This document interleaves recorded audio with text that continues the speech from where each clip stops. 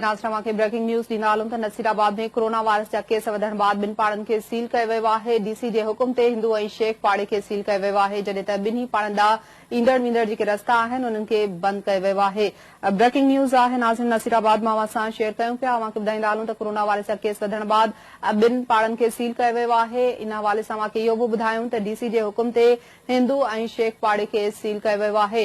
ॿिन्ही पाड़नि ॾांहुं ईंदड़ वेंदड़ जेके रस्ता आहिनि उन्हनि खे बंदि कयो वियो आहे। ब्रेकिंग न्यूज़ आहे अवां सां शेयर कयूं पिया। अव्हांखे अपडेट करे रहिया आहियूं। नसीराबाद में कोरोना वायरस जा केस वधण बाद ॿिनि पाड़नि खे सील कयो वियो आहे। डीसी जे हुकुम ते नाज़रीन अव्हांखे इन हवाले सां ॿुधायूं पिया त हिंदू ऐं शेख पाड़ो आहे जेके सील कयो वियो आहे ऐं ॿिन्ही पाड़नि ॾांहुं ईंदड़ वेंदड़ रस्ता बंदि कया विया आहिनि। जी नाज़रीन अव्हांखे ॿुधायूं पिया मुल्क में कोरोना वायरस जा केसिस जेके आहिनि उहो ॾींहुं ॾींहुं वधंदा पिया वञनि। इन हवाले सां सूरत हाल जेकी आहे इंतहाई ख़राब थी वई आहे। नसीराबाद मां अवां सां इहा अहम ख़बर शेयर कयूं पिया जिते कोरोना वायरस जा केस वधण बाद ॿिनि पाड़नि खे सील कयो वियो आहे। अव्हांखे ॿुधायूं पिया डीसी जे हुकुम ते हिंदू ऐं शेख पाड़े खे सील कयो वियो आहे। ॿिन्ही पाड़नि ॾांहुं ईंदड़ वेंदड़ जेके रस्ता आहिनि उन्हनि खे बंदि कयो वियो आहे।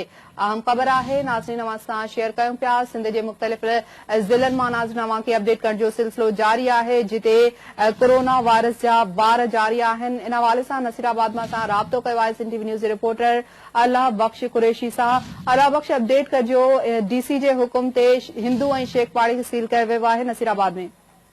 जी बिल्कुल ही अॼु ताज़ो हुकुम पहुतो आहे जंहिंमें डिस्ट्रिक्ट हेल्थ ऑफिसर कंबर डीएसओ कंबर सिफारिश कई हुई त ज़िले जे मुख़्तलिफ़ शहरनि जे मुख़्तलिफ़ महलनि में कोरोना जा केसिस आहिनि जिन जे करे उहे पाड़ा सील कया वञनि ऐं उन्हनि पाड़नि में नसीराबाद शहर जा 2 पाड़ा बि ॾिना विया जंहिंमें हिंदू पाड़ो ऐं शेख पाड़ो आहे। उन्हनि ॿिन्ही पाड़नि खे हिन वक़्तु पुलिस ऐं रेवेन्यू अमलदार गॾिजी मुख़्तलिफ़ पासनि खां कनातूं हणी रस्ता बंदि करे रहिया आहिनि ऐं सील करण जो हिन वक़्तु उन्हनि सिलसिलो शुरू कयो आहे।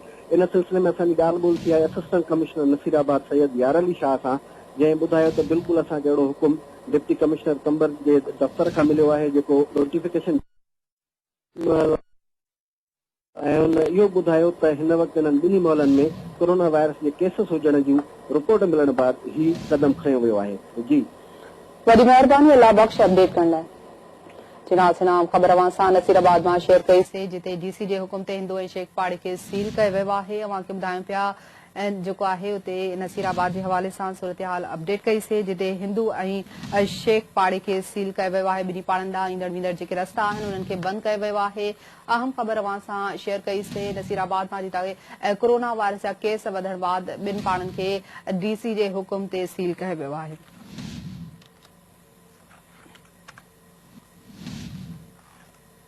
जी नाज़रीन अव्हांखे ॿुधायूं पिया सिंध में कोरोना वायरस जा केस जारी आहे। नसीराबाद में 2 पाड़नि खे सील कयो वियो आहे।